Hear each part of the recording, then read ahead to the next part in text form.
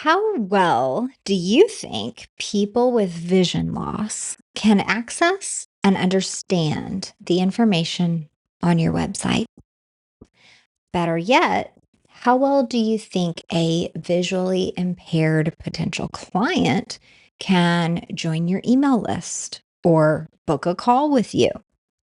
Sure, podcasts are mostly auditory, and many of us have taken steps to make them more accessible by uploading transcripts. But what about when that listener wants to take the next step with you? This becomes an even more important consideration when you think about your client list of soon to be retirees or aging business owners. Many of them will need the assistance of screen reading technology because, let's face it, vision tends to get worse with age, which means ensuring your website and booking tools are accessible might be one of those priorities that you pull forward from the back burner. And if you're thinking, goodness, that is an entire can of worms that I am not ready to open, yeah, I'm with you, but I think this is really important.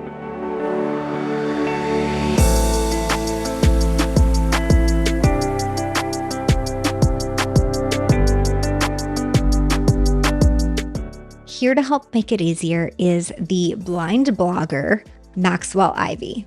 He's been in the online content space since 2007, and he helps identify and prioritize the changes needed on websites for all types of businesses. He's the host of the Accessibility Advantage podcast and loves to help business owners benefit from making their website more inclusive and accessible. Maxwell, welcome to Podcasting for Financial Professionals. Thank you for being here today. Well, hi, Virginia. I really appreciate getting a chance to have a few minutes to talk with you. Yeah, this is very exciting for me because I know so many of us are doing our best to create attractive content for our clients, build the best website we can, delegate everything we can to our admins, and in general, create an inclusive, accessible business. But sometimes that accessibility piece kind of falls to the back burner accidentally. But that's why you're here today, to talk about accessibility. Right. And yeah, I understand that many business people, especially those who are doing this on their own, pretty much, they have a difficult time finding space to learn about accessibility, to make sure that their content is accessible when they're in the moment trying to release that latest podcast episode or that latest blog post or to update the content on their homepage or their sales page. So, as I tell people all the time, as a blind person, I don't see it as a vendetta that people get up in the morning trying to make my life harder. It's just they got too many things they've got to do. They've got to learn how to do, and sometimes it just gets overwhelming, and they do the best they can do. I really appreciate that perspective because I could compassionately understand if a blind person was just frustrated with life because they couldn't read anybody's website. And so that's kind of where you started, right? You are known as the blind blogger. You built your own website. You had to teach yourself coding because the accessibility tools weren't there back in the day. So bring us current a little bit and tell us a bit about how you help business owners now with accessibility reviews for their website. I find this very exciting. Right. So I feel like I've been working in the area of accessibility for almost 2 decades, going back to when I started my first website in 2007.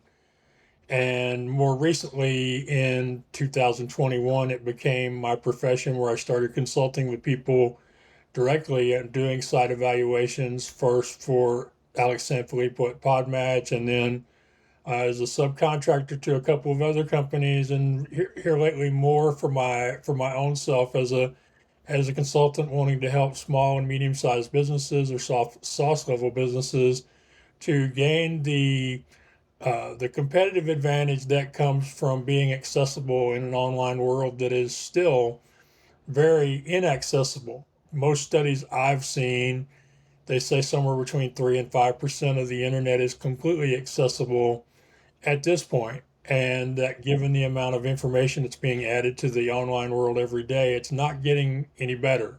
I also write and speak and podcast on the subject of accessibility. And I really feel like the most important thing I have to do is to help people understand why they should care about accessibility. Most people, they think about the potential regulatory challenges of being sued or fined or negative publicity. I like to take a more positive approach to things. And so I like to show business owners what's in it for them. For example, when you improve accessibility, you usually will improve the user experience of everybody who doesn't have a disability. A great example of that is when you offer text inversion, give people the option of changing the text from black on white to white on black. Well, that inversion is easier for people with low vision using very large screen magnification, but it's also very welcome by people viewing your website on mobile devices in high or low light, such as people that are still surfing the net while they're at the beach or the pool.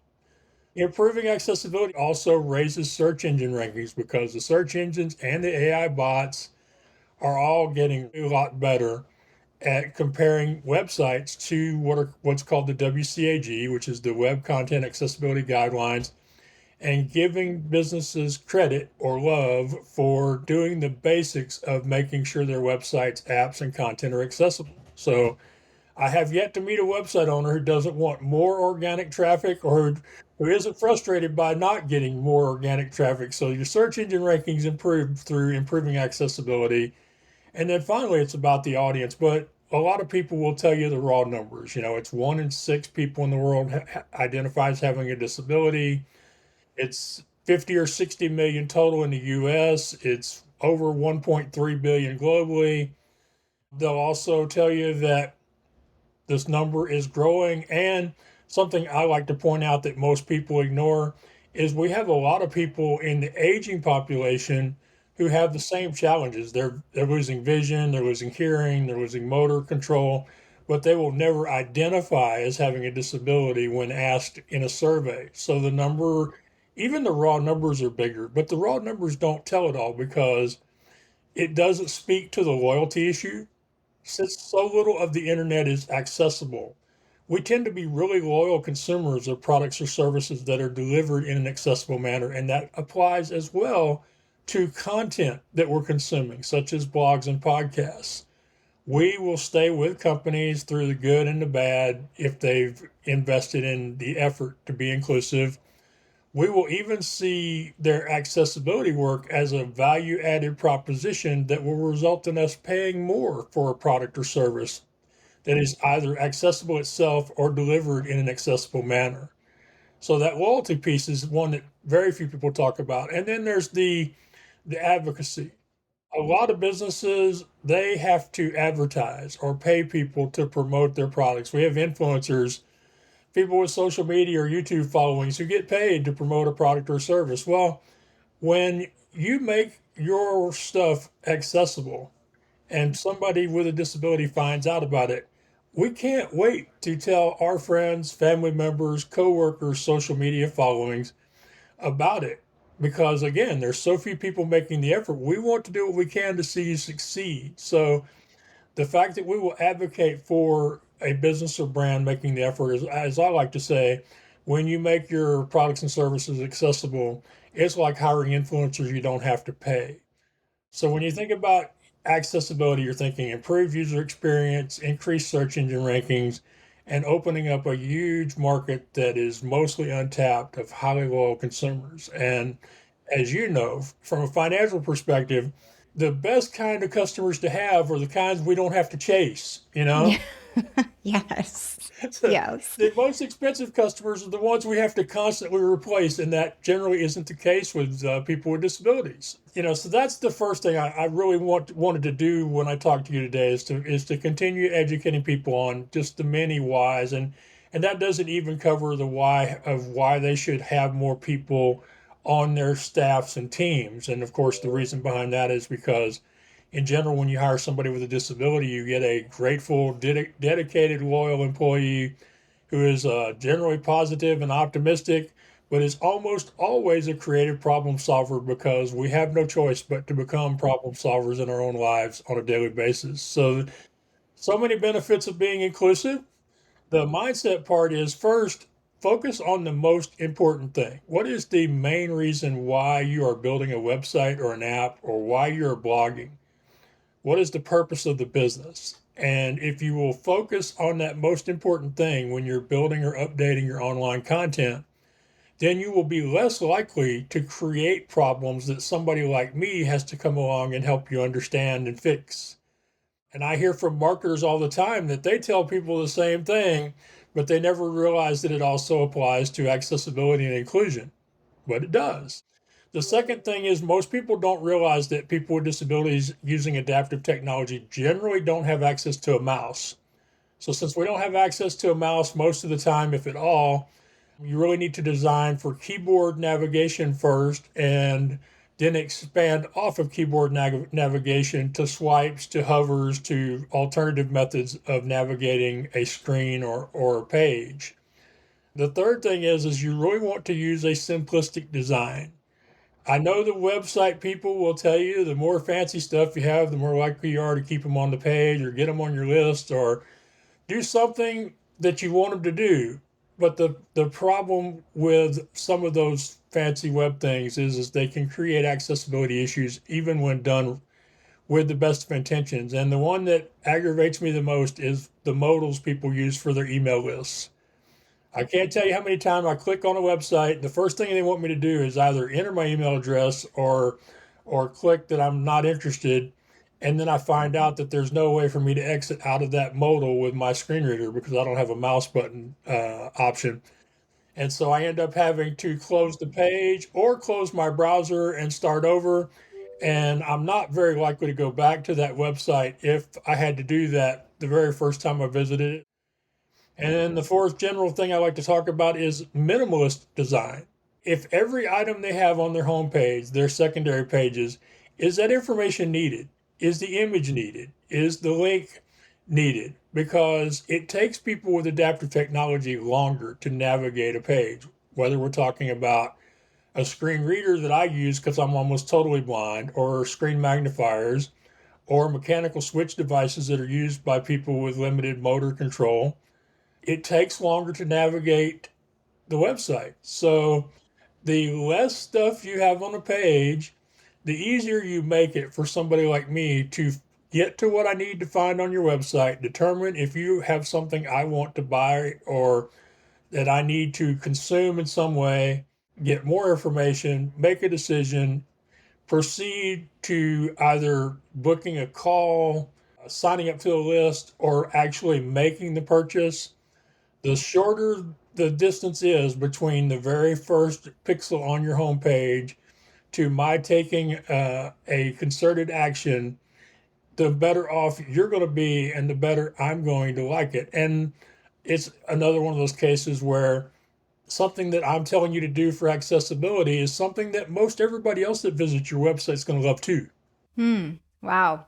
Okay, you gave us a lot to think about there, and I really appreciate it because I think 80% of the battle is the non-disabled community. So those of us with full sight, full hearing, full motion, all of the things to even realize what your experience might be. For example, like you said, with the pop up, that something isn't programmed to be able to give you that keyboard option to X out of that pop up so that you could even just read the dang website. So, like, Yes. that blew my mind. And Yeah. I'm sure that others are feeling the same way. I mean, we just don't even know unless we happen to have a blind friend or to listen to this podcast or have had the wherewithal to even pursue an accessibility review Yes. on our site. Will you just give us an overview about your services? Because I just think this is so important and, again, just not on most of our radar, but it should be. When I agree to review somebody's website, I will go through the entire website, including any subscription forms, shopping carts, checkout processes, and evaluate them based on my personal experience with a screen reader, but also test them with automated options to give me information on things like autism, epilepsy, things like that that I'm not as familiar with, but that I continue to teach myself more about so that I'll know about them. And then, besides reviewing it for strictly accessibility, I will also review it for what I like to call workflow, because there are many things or many websites where the website is technically accessible, but it's not enjoyable by somebody using adaptive technology because the person who designed it did not really understand the limited navigation methods that somebody like me has when I visit their website. So, in a lot of cases, it's not just are the images described with alternative text like they're supposed to, but are the images in the right place so that the information that goes along with those images makes sense the way you would come across it and read it, or the order in which items in a form are included will really affect how easily or how difficult they are for somebody with adaptive technology in order to complete them. So, review for accessibility, for workflow, for user experience, and then give the business owner a list of the items that they need to take action on in the order I feel like they need to take them as far as what is the most problematic of the current issues. But then I like to do something that, because of my empathy for business owners, I like to speak with them about what can they address now and what will they have to wait because of a lack of teams, time, or knowledge on the back end. And so in some cases, I give them this list and they fix everything. But in most cases, I give them this list, they fix the first few things on it, and we come up with workarounds for some of the rest of the things while they work on fixing those things. And then I communicate those workarounds to their existing customers, and we set up a way to communicate them to potential new customers so that people can use the website while they are continuing to update the accessibility. And then we communicate as things are improved through their email list or their social media posts and let people know what progress they're making. And once we get to the end, then, like I told you, it's never done. So once we get to where I feel like they've addressed everything I had for them in the beginning, I reevaluate the website, let them know where they're at, and then I talk to them about future updates because quite often a company will get their website to a good place and then they have new people come in or they have new objectives or they new content, and in the process of updating or adding to their website they will create new problems. So every so often, checking up on it, or what's really good is when I get access to the back end so that I can help them as they're making new improvements to their website, and then continuing to communicate that. So the review process is a process, not a perfection, not a destination. It's a continual journey. Most business owners that make the investment in accessibility will not publicize their efforts in improving Oh, accessibility. oh, I man, have, I think that would be the perfect social media post and all kinds of things.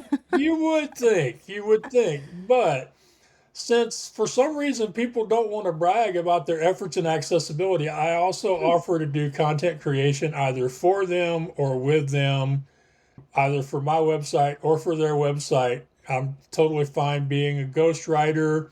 And one of the things I actually offer my clients is to do a podcast interview where we talk about them, their business, their website, and discuss the process of going from where it was to where it is and why that matters to them. So creating, like you say, social media posts, podcast, blog, submitting articles for their website if that's what they want. It's the website evaluation, the continual update, and then also the content creation and promotion. Considering what I talked about earlier as far as the size, loyalty, and advocacy of the disability market, you would think, as you said, it would be a natural. We got to get some social media content out around us doing this stuff. I wonder if it's something around not, again, not knowing, right? Not knowing the right language, not almost being afraid to say the wrong thing. And initially you're like, yay, we improved our website. Now it's accessible. Okay, well, like, what are the rest of the right words to say, right? So that might be some of the hesitance. They're don't want to say the wrong thing. So they think to say nothing is the best practice. But I think the best idea would be to reach out to someone like you to say, like, hey, help us fix this and then help us celebrate. Yes, and I love that you used the word celebrate because that's what we're doing. We're celebrating their understanding of the need for accessibility and their willingness to invest in it. That's what we're celebrating through any type of content created around their efforts. Yeah. So something that I heard through what you were saying earlier about improving your website equals improved SEO was a little bit of help as far as getting off of this perceived hamster wheel of, always creating more and more and more and more, and there's more to do, and it just never stops. But if we can pause that hamster wheel for just a second and improve what we've already created and receive the benefits from that improvement through increased, I like to say, SEO juice in the, Google space, right? I think that would be a worthwhile investment rather than just continuing to churn out what may not be helpful to 1 in 6 people, like you mentioned. Right. And the thing about improving your SEO, or what I like to say, improving their search engine love through accessibility, is a lot of it is really not that hard. I mean, it's using a proper heading structure on your website because headings allow people with disabilities to navigate large amounts of information in shorter amounts of steps. It's using proper titles, proper keywords. It's using alternative text for images, and that's gotten a lot easier because now most of the website building and content management system tools people are using are prompting them, reminding them that they're supposed to be adding that text whenever they add a new image. Having labels for buttons and links that actually say where they're going to go, what's going to happen when you press them, and what the purpose of that next page is. Those are fairly simple, straightforward things that people need to be doing. Those are some of the things that the search engines will give you credit for and help push you ahead of some of the other pages. And they're, like I say, they're not all that hard. Making sure that your background and foreground colors are of high contrast. Using a simple font like a 12-point Times Roman, because the more elegant the font of your text, the worse it looks when it's expanded up to 10, 12, or 14 times normal size, which is what a lot of people have to do with screen magnification. So having a clear, simple font is something you'll get credit for, giving people the opportunity to change colors.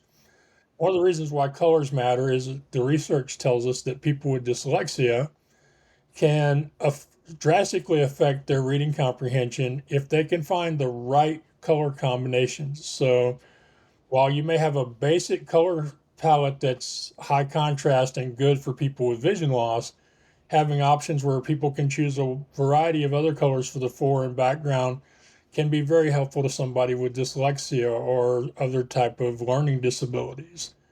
Making sure that your GIFs start in the stopped position or not using GIFs at all is something that you can get credit for from the search engines. Making sure your slideshows are in this stop position so that they don't start rotating and communicating information to people's adaptive tech right away. Something as simple as having a start and a stop button, a forward and a reverse button on a slideshow, which, those are not really complicated things to do. They're things we don't think about in the moment because, you're trying to get all those pictures in the right order. And if you're interested, you're trying to get each of those pictures to have a unique description so that the person who can't see them can kind of understand what they're about. So there's most of the things that you would do with accessibility that will help the search engines are things that aren't that hard to do. They just take a little bit more time in the moment. And of course, we're all really busy, so sometimes in the moment is a big thing, and I appreciate that. So making sure that all your text is actually text and not graphical characters masquerading as text. Making Like the little make arrows and like emoji type yes, yeah. things. Okay. Avoiding certain color. I did not realize this till I read an article about Mark Zuckerberg, but Hmm. he's red green colorblind. And Mm. how many websites over the years have you seen where they use a red or a green arrow or a red or a green button? So Hmm. when you use colored items like that, having outlines around them in a different color so that people who can't see particular colors can still see the buttons or the arrows. Most of y'all just don't have the time all the time. I think time, yes, but just awareness is a big player, probably the larger player in it. But it's one of those things that once you hear about it, become aware, then you can't unsee it.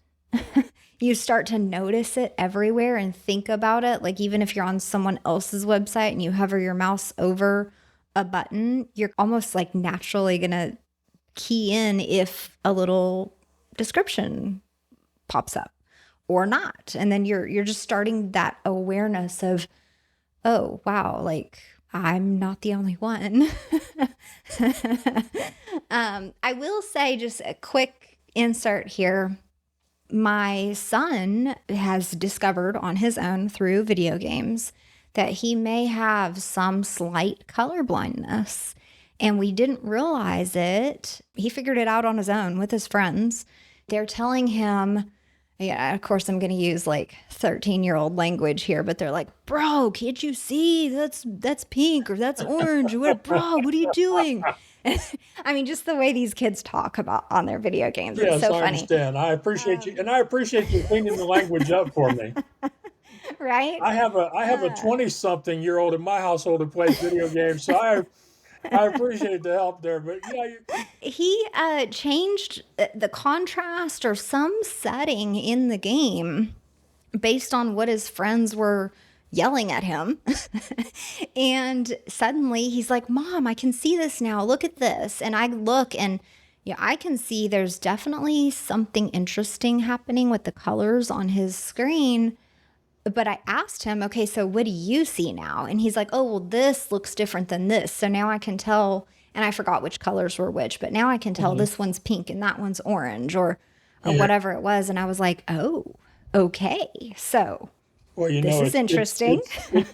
it's interesting that you mentioned gaming because there's actually a lot of really cool stuff going on in gaming for people with vision loss and other disabilities. We have a lot of advances in what are called haptic displays. Since I'm not a gamer right now, to me, the coolest use for it is there's a company out of Oregon called OneCourt that is in the process of making these displays available at baseball and other sporting events where you can sit there with this little tablet in your hand and you can actually follow the progress of the game using a tactile haptic display. There's a lot of cool stuff going on. And, as you mentioned, once you learn about it and realize it and then decide it's important, then some really cool things can happen. But, back to people's websites. Part of my niche is trying to keep this positive and empathetic and to focus on the whys, why they should do it, as much as how to go about doing it. As somebody who's trying to learn how to be a good business person, I'm still learning 20 something years later. I ask people who I've worked for, what is it about Max that really worked for you based on your business? And, I told you I really want to work with small and medium sized businesses, also level businesses.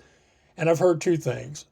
One I've heard is that, Max, based on what you're going to charge me, I didn't feel the risk. It was like, okay, I think he can help me. But if he doesn't help me, it's not going to be the kind of expense that will cripple my business. The other thing they say about me is that, when you work with Max, there isn't a lot of bureaucracy. There isn't a lot of back and forth. He will tell you what he is going to provide to you and how it will help you. And once you agree to hire him, then you start right away. I really want to help people improve their accessibility. I know that this can help them in their business, regardless of what their business is. It will make them stand out because so few people are doing it. There will be that appreciation from people with disabilities and the people who care about the disabled people. And so that's why I do what I do, because I understand the power that it can have on the business for somebody who has never really learned or implemented much in the way of accessibility.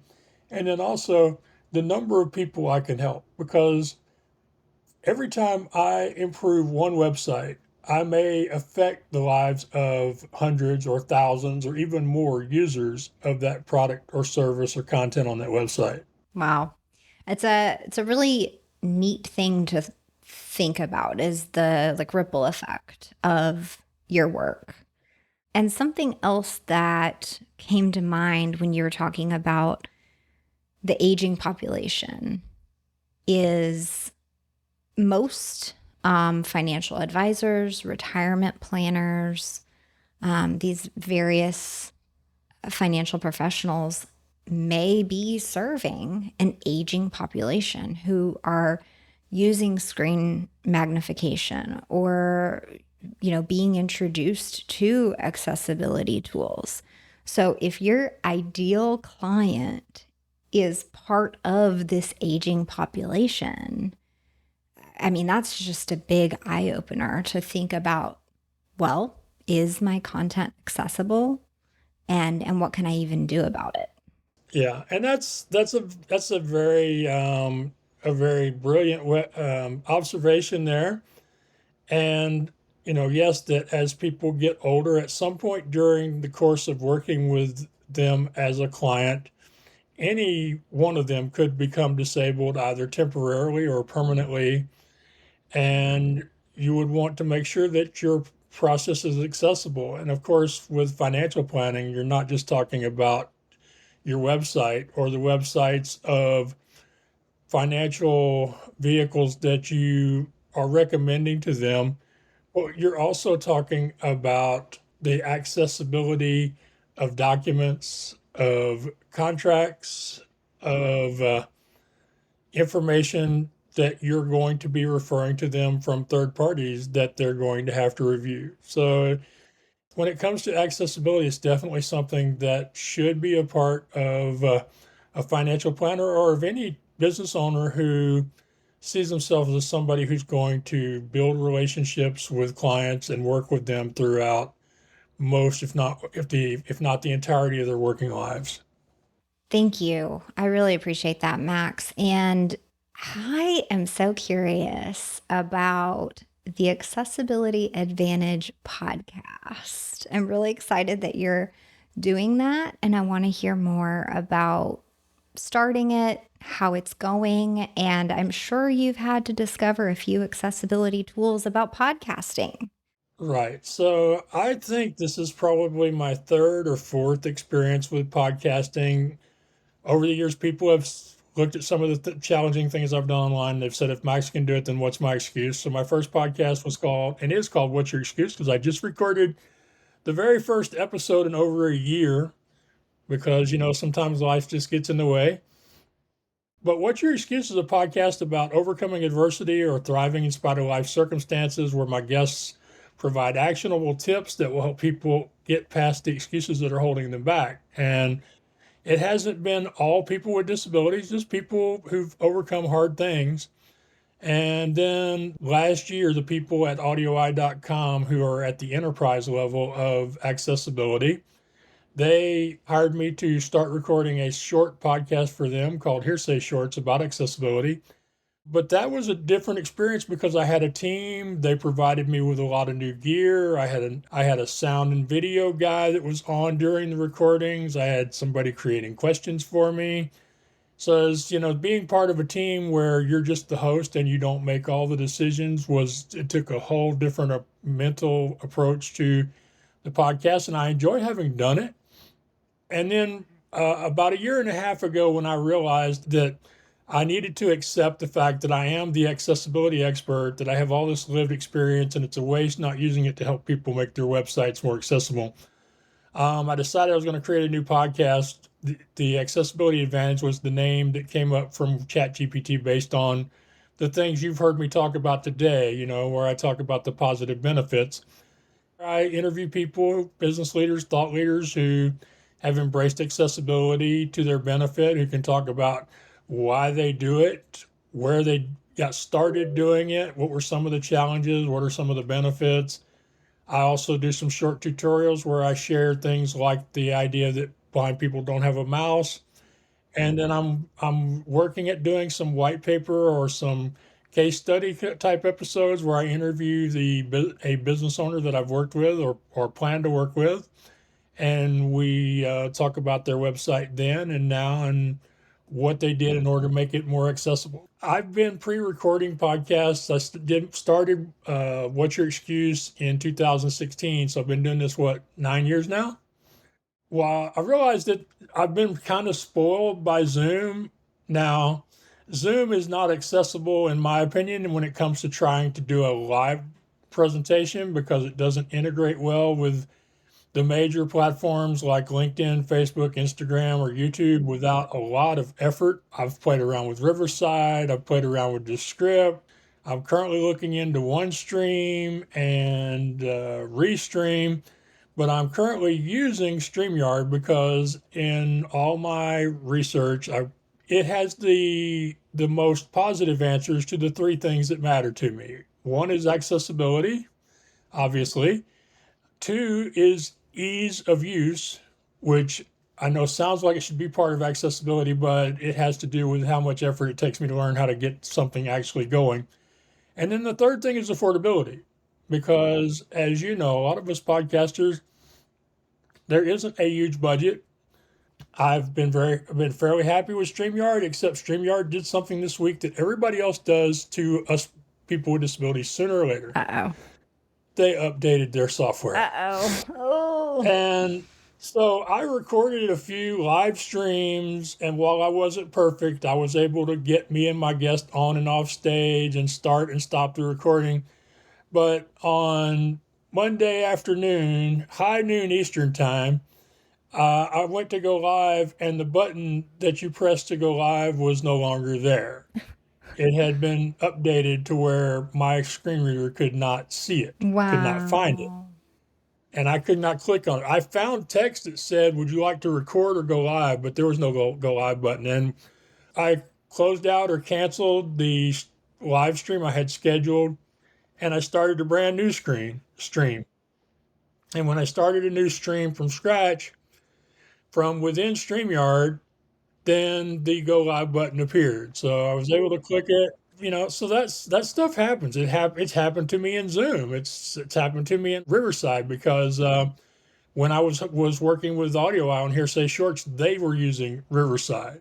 It can happen anywhere. That's why when I was talking earlier about the work I do with companies, reviewing what their latest stuff is and communicating that with potential clients and customers is such a big thing because it doesn't take a lot to break accessibility once you've built it, and most people just don't realize how fragile it can be. I've I've had some conversations with a couple of new companies that are at least interested in talking about making their stuff more accessible. It's hard enough to find accessible options to begin with, but then to have to live with accessibility being broken in updates or having to live with losing your favorite software because somebody decided, hey, they're offering us lots and lots and lots of money. We better just take it. And which is why I do want to mention one of my favorite services that I use, which is I use Less Annoying CRM, Hmm. which is a client relationship management software. And I hope you aren't sponsored by one of their No. competitors. No. It's literally called Less Annoying CRM. That is literally their name. And That's how you find them on the online too. That's awesome. And so last year I was looking for CRM options for the same reason Hmm. and was not, and I found a lot of them that claimed to be accessible, that had accessibility statements, but that one was the one I found where I actually really enjoyed using it as much as you can enjoy using a CRM. And I ended up interviewing them for my podcast, and they ended up hiring me to do a updated evaluation of their software at the end of last year.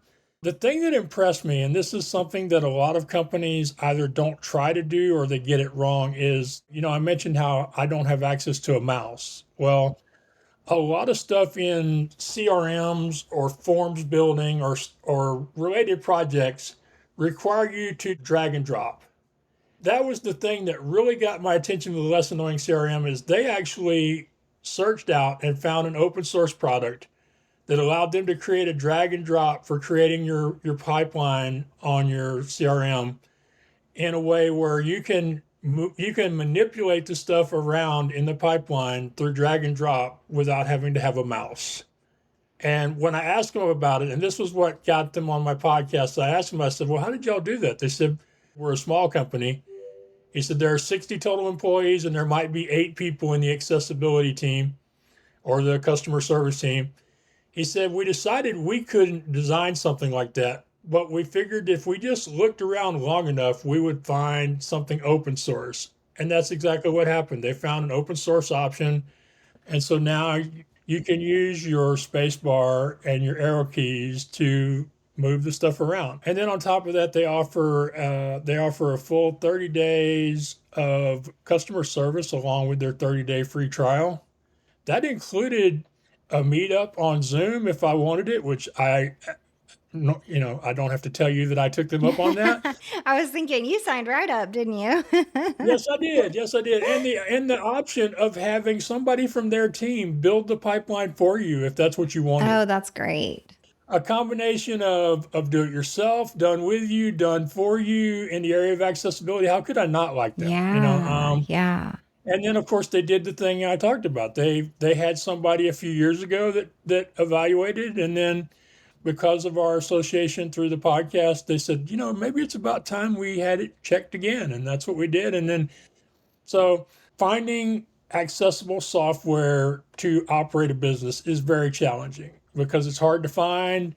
Sometimes they break accessibility and updates, and sometimes it goes out of business or gets bought out by somebody who doesn't care about accessibility. And these are the things that somebody with a disability has to live with as a business owner. So maybe something else to think about as you're considering accessibility for your website is think to yourself, what if in the future I was in a position where I needed screen magnification or some other adaptive technology?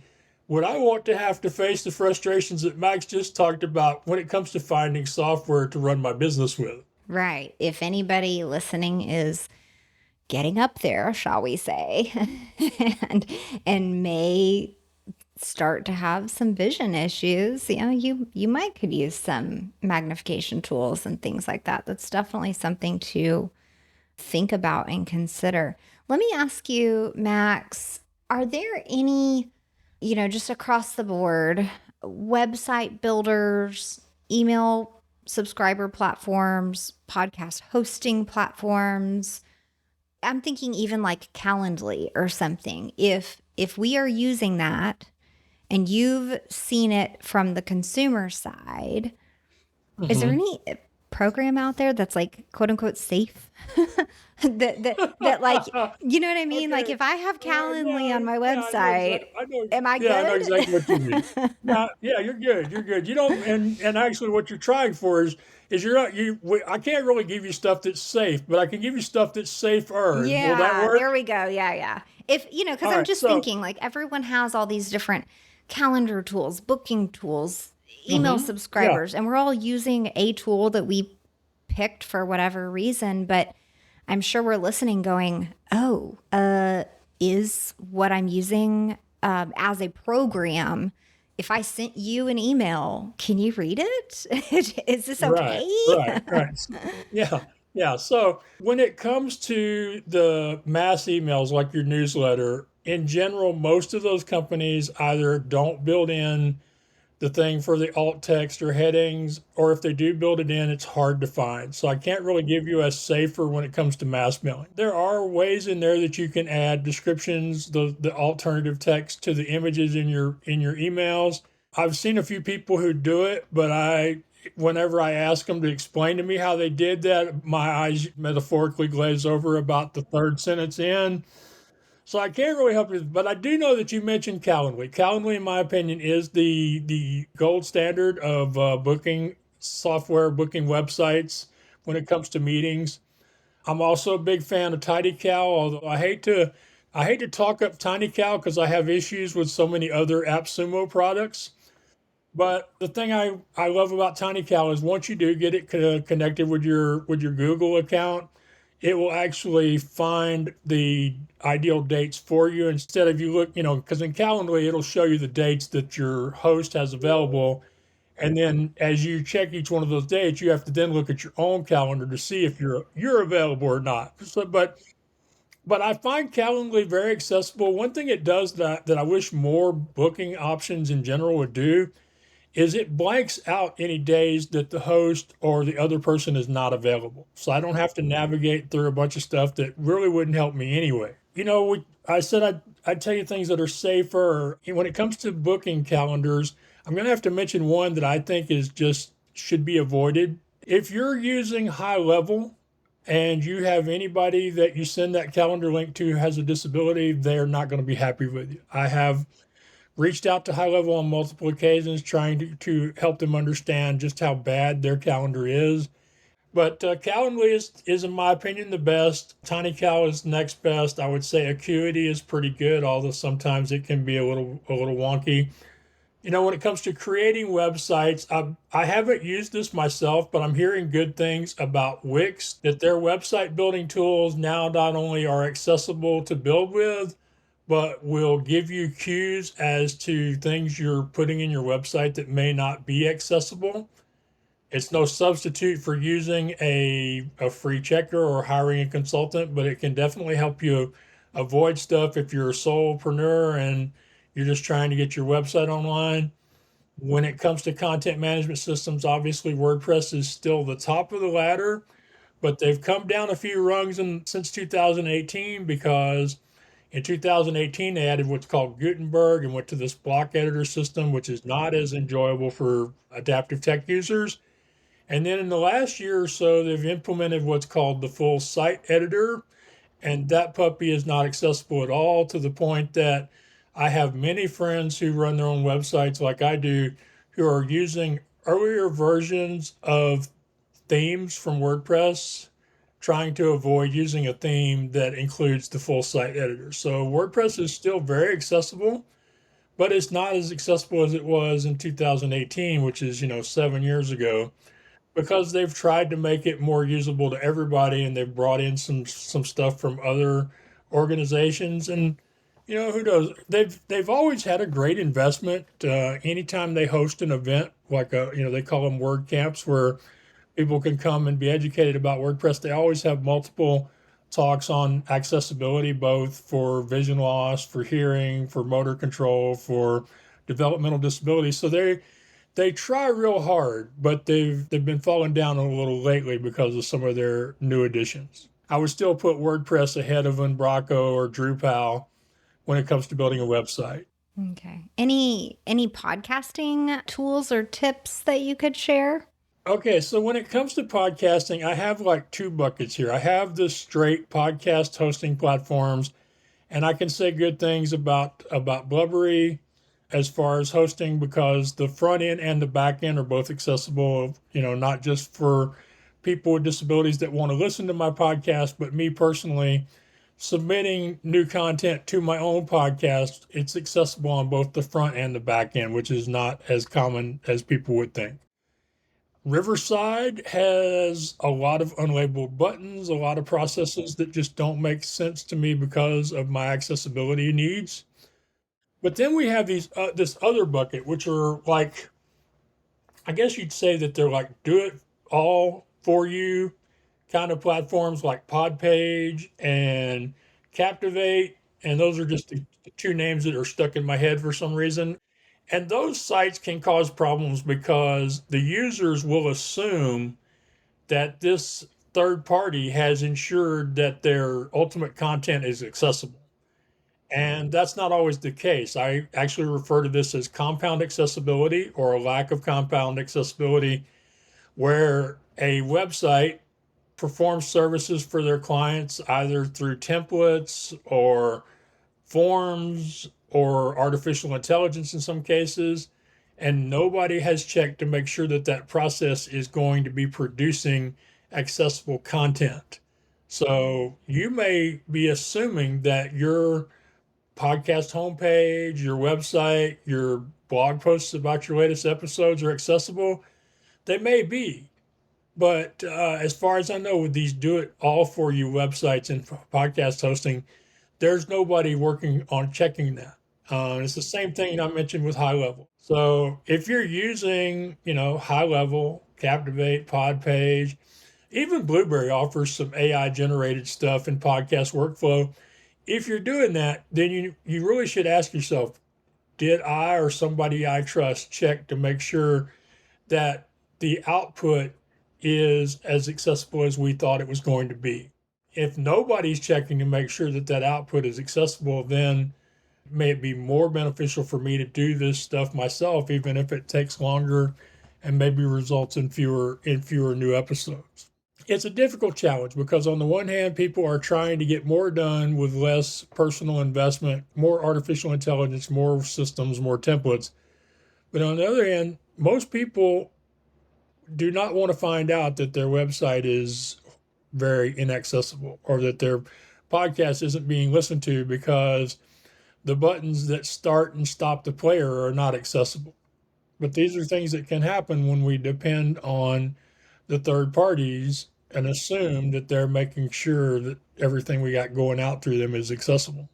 Yeah, again, I just think, I'm so thankful to have run across your profile because I think awareness is the very first step. And then a little experiment of like trying to put themselves in your shoes of like, what if I was searching for something, knowing there's millions of websites out there and there has to be the perfect solution for me, but I can't find it because I can't read the website. Like, just to try to understand what that might feel like, I think is a big first step to even starting to think about maybe I could review my own website for accessibility. like what if there are people searching for me as a service provider that can't reach out to me, find me, fill out my form, whatever it is.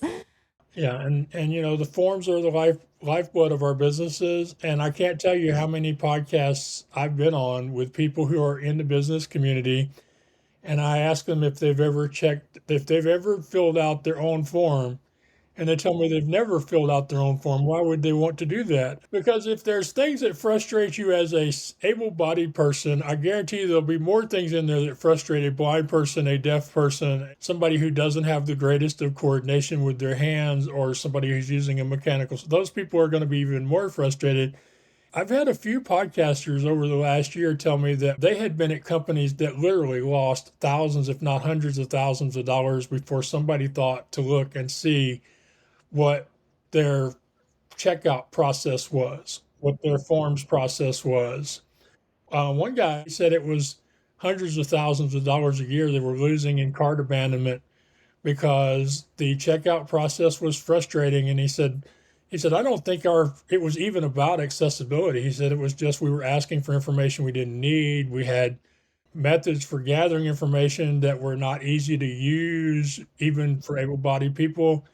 And he said just before people would get to the end, they would just, quit. And the truth is, very few of us don't have competitors. Very few of us don't have many competitors. There's only a few Microsofts, Amazons, and Walmarts out there, and most of us aren't them.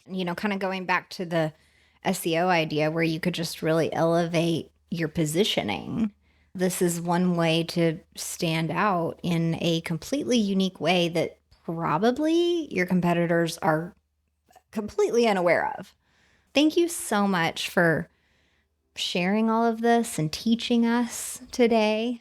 Max, where would you like people to find you and potentially look at your services or find your podcast? So they can find me and my podcast at theaccessibilityadvantage.com. They're welcome to just send me an email to Maxwell at theaccessibilityadvantage.com. I like to make it easy for people to ask questions if that's what they want. My primary social media account is LinkedIn, where I'm Maxwell Ivey, Ivey. I really enjoy making new connections, and if y'all are doing podcast guest interviews or want to do them, y'all should really look into podmatch.com and creating a profile over there. I mean, I've met a lot of great podcasters that I've made connections with, that I've gotten to share my story and my information with, but I've also met a lot of people who I wasn't ideal for their podcast, but connected with them on LinkedIn or their favorite social media network and began relationships through the platform. So just something to think about if y'all have a message, you want to get in front of more people, definitely y'all should check that out. But theaccessibilityadvantage.com, and look forward to hearing from y'all and maybe sharing some of y'all's experiences with accessibility, either within your own business or businesses that you've followed online. And I second your recommendation for Podmatch. I've recommended it to listeners here. I've mentioned it several times, but then specifically to clients, often when I'm doing a podcast audit and exploring what may be some, let's say, gaps in their process, we're often talking about guesting. So thank you so much for mentioning Alex and Podmatch. And thank you sincerely for sharing about the Accessibility Advantage, Max.